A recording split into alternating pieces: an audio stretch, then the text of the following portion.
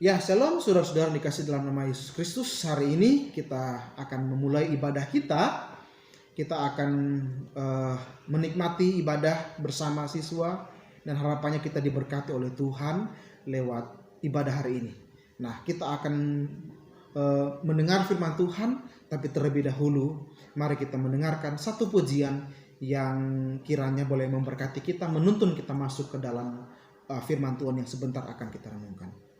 Mari kita dengarkan pujian berikut ini. Kiranya Tuhan memberkati kita.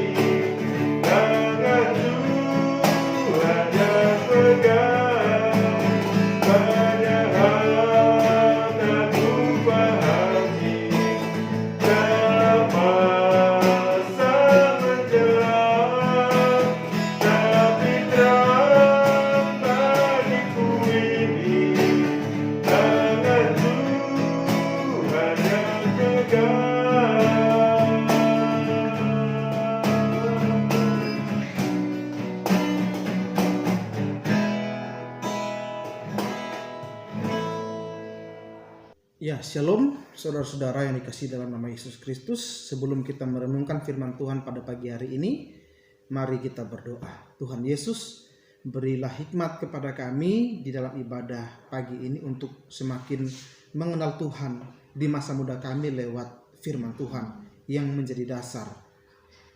Berikan kepada kami pemahaman yang benar akan firman-Mu, dan bantulah kami untuk melakukan dan menerapkannya dalam kehidupan kami sebagai anak-anak muda. Dalam nama Tuhan Yesus kami berdoa. Amin.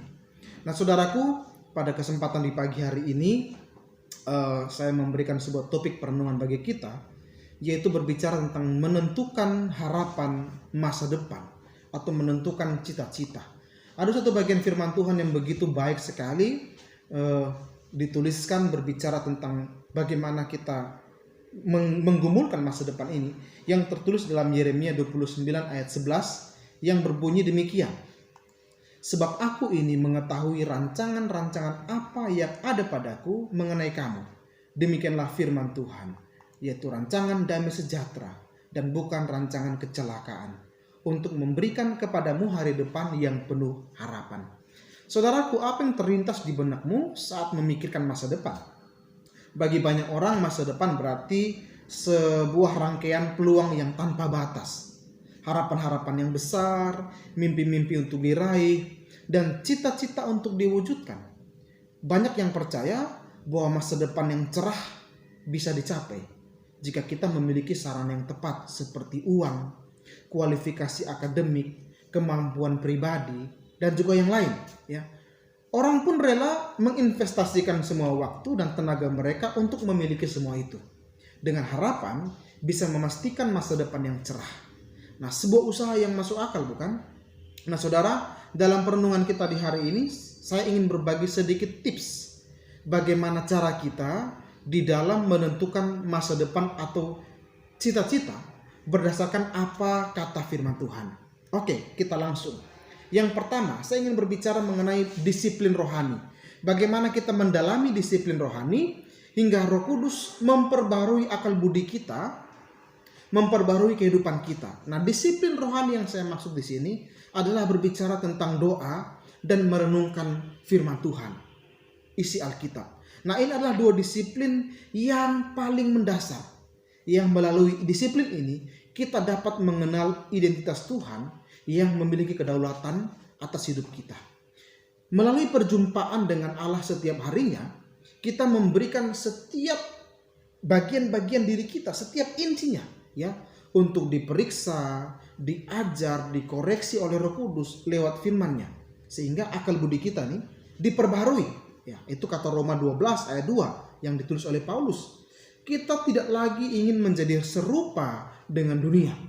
Sebaliknya, kita ingin semakin menjadi serupa dengan Tuhan Yesus. Ya, yaitu apa? Dapat membedakan apa yang baik, yang berkenan kepada Allah, dan yang sempurna. Nah, saudaraku, dengan kata lain, hidup kita ini benar-benar diperbaharui oleh Roh Kudus, sehingga kita mencerminkan Allah yang kudus, Allah yang sempurna dalam semua aspek kehidupan kita.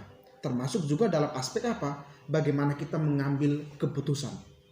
Nah, begitu radikalnya, begitu besarnya pembaharuan itu, sehingga tidak ada satu inci pun dalam kehidupan kita yang tidak diperbaharui oleh Roh Kudus.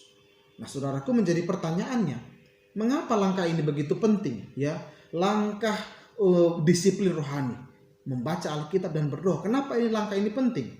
Nah, ada seorang teolog, ya, seorang pengkhotbah besar namanya John Piper. Dalam sebuah khotbahnya dia menjelaskan begini, ya. Karena 95% dari apa yang kamu lakukan sekarang, kamu lakukan secara spontan, mengikuti kehendak daging yang berdosa. Kalau kamu bukan ciptaan yang baru, yang akal budinya telah diperbaharui oleh Roh Kudus, maka dari hati akan keluar hal-hal atau keputusan-keputusan yang salah. Nah, bagaimana kita dapat mengambil keputusan-keputusan yang benar, yang sesuai dengan kehendak Allah? Nah, saudara, yang pertama, ya, kita harus mengambil keputusan-keputusan yang kecil, ya, yang sesuai dengan kehendak Allah. Nah, maka pembaharuan budi, akal budi kita tidak hanya menolong kita untuk tidak menjadi serupa dengan dunia ini, tapi juga membantu kita untuk mengenal lebih dalam akan Tuhan dan juga mengenal satu pihak yang penting dalam pengambilan keputusan kita. Nah, satu pihak yang penting ini, selain kita harus mengenal Tuhan yang pertama tadi lewat doa dan perenungan firman Tuhan, ya, untuk kita mau mengambil keputusan yang penting dalam kehidupan kita, kita perlu mengenal satu pihak lagi yang penting.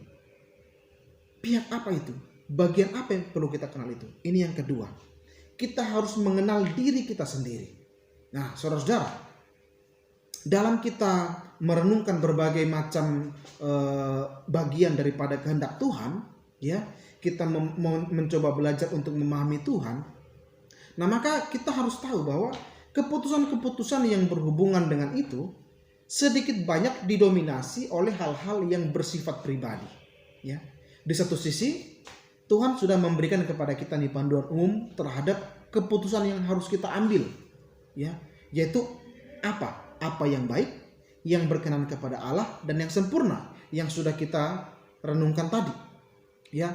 Nah, itu didasarkan oleh prinsip-prinsip Alkitab yang bisa kita temui dalam kehendak Allah. Nah, tapi teman-teman, di sisi yang lain, selama keputusan itu dibuat mengikuti panduan firman Allah, kita juga ternyata dibebaskan untuk membuat keputusan sesuai dengan kecenderungan pilihan kita masing-masing. Nah, dengan kata lain, ya, kalau kita mengenal diri kita dengan baik, diri kita sendiri nih, kalau kita kenal dengan baik-baik, maka itulah kunci keberhasilan dari langkah ini. Nah, saudara, saya punya tips nih. Coba kita memberikan 2 pertanyaan bagi diri kita sendiri, ya, sebelum kita mengambil keputusan untuk kita mau melangkah ke depan, ya. Coba kita tanyakan 2 pertanyaan penting bagi diri kita sendiri, juga bagi orang lain yang dekat dengan kita sebelum kita ambil keputusan. Yang pertama, kelebihan apa saja yang telah Tuhan berikan kepada saya yang bisa saya pakai untuk memuliakan Tuhan serta itu menjadi berkat bagi orang lain. Yang kedua, kira-kira subjek atau bidang studi atau topik apa yang paling menarik hati saya dan pikiran saya, dan itu menjadi sesuatu yang favorit atau kesenangan saya. Nah, saudara, itu kiranya bisa menjadi pertanyaan yang akan menuntun kita, ya, bisa menjadi satu indikator bagi kita apakah kita mengenal diri kita dengan baik atau tidak. Nah, saudara, dunia ini berkata, ikutilah hatimu. Tapi Tuhan berkata, ikutilah hatimu ketika kamu telah mempersembahkan dirimu sepenuhnya sebagai persembahan yang hidup kepada Tuhan. Sebab, ya, hanya orang-orang yang telah diselidiki hatinya oleh Tuhan, telah dikenal oleh Tuhan, yang akan dituntunnya di jalan yang kekal. Itu yang pemazmur katakan dalam Mazmur 139. Nah, saudaraku, itu yang kedua, ya. Yang pertama, kita belajar disiplin rohani. Kita mau mengenal Tuhan sebelum kita mengambil keputusan. Yang kedua, setelah kita mengenal Tuhan lalu disiplin rohani, kita juga harus mau belajar mengenal diri kita sendiri. Semakin kita mengenal diri kita sendiri, semakin kita tahu bagaimana kita mengambil keputusan. Yang ketiga, nah, ini berbicara tentang hal yang terakhir, yaitu di dalam doa, serahkanlah keputusan kita kepada Tuhan dan maju, melangkah. Kalau kita rasa kita sudah buat keputusan yang sejalan dengan prinsip-prinsip dalam firman Tuhan dan juga dengan pilihan-pilihan kita, ya, kita juga sudah minta pendapat yang objektif dari orang-orang yang dekat dengan kita. Maka tidak ada hal yang lain lagi yang dapat kita lakukan selain apa? Serahkan keputusan itu kepada Tuhan. Kemudian apa? Ya, optimis, maju. Apa yang sudah kita putuskan, kita doakan, maka kita melangkah dalam iman, dalam doa. Ingat, dalam setiap langkah kita ke depan, janji Tuhan dalam Mazmur 30 ayat 8, ya, menjadi pilar penopang kita. Aku akan mengajar dan mengarahkanmu di jalan yang harus kamu jalani. Aku akan menasihatimu dengan mataku yang tertuju kepadamu. Sesimpel itu, teman-teman. Nah, jadi di sini kita sudah belajar bagaimana kita mau mencapai sesuatu yang akan kita doakan, kita gumulkan di dalam kehidupan kita. Nah, teman-teman, mari kita belajar bersama-sama tentang apa yang kita sudah gumulkan ini.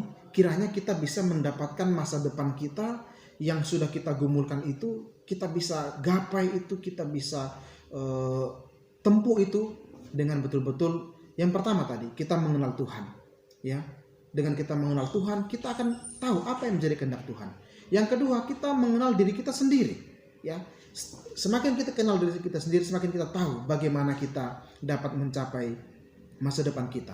Dan yang terakhir adalah yang ketiga, bagaimana kita mau menyerahkan semua keputusan kita itu kepada Tuhan, kita berdoa dan kita maju menggapai itu semua. Nah, teman-teman, maka sebelum saya menutup renungan kita pada hari ini, ya, ada pertanyaan refleksi yang bisa kalian pikirkan dan kalian tulis nanti di bagian refleksi khotbah, ya. Yang pertama, ya, apakah keputusan-keputusan yang kamu ambil dalam hidup kamu telah dilandasi oleh prinsip-prinsip kebenaran Alkitab?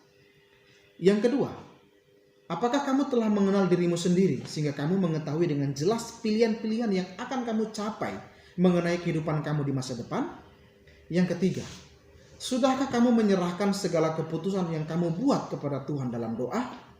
Yang terakhir, yang keempat, kelebihan apa saja yang telah Tuhan berikan kepadamu yang bisa Tuhan pakai untuk memuliakannya dan memberkati sesama serta dunia ini? Nah, tuliskanlah itu sebagai refleksimu terhadap khotbah ini, dan kiranya kita semua ditolong oleh Tuhan untuk menentukan harapan masa depan kita, menggapai cita-cita kita dengan sungguh-sungguh mengandalkan Tuhan. Amin. Kita berdoa. Terima kasih Tuhan untuk firman Tuhan sudah kami renungkan hari ini. Kiranya kami dapat menjadi anak-anak Tuhan yang mau menentukan akan cita-cita kami, harapan akan masa depan kami dengan sungguh-sungguh mengandalkan Tuhan. Terpujilah Tuhan, dalam nama Yesus Kristus kami bersyukur dan berdoa. Amin. Tuhan Yesus memberkati. Shalom.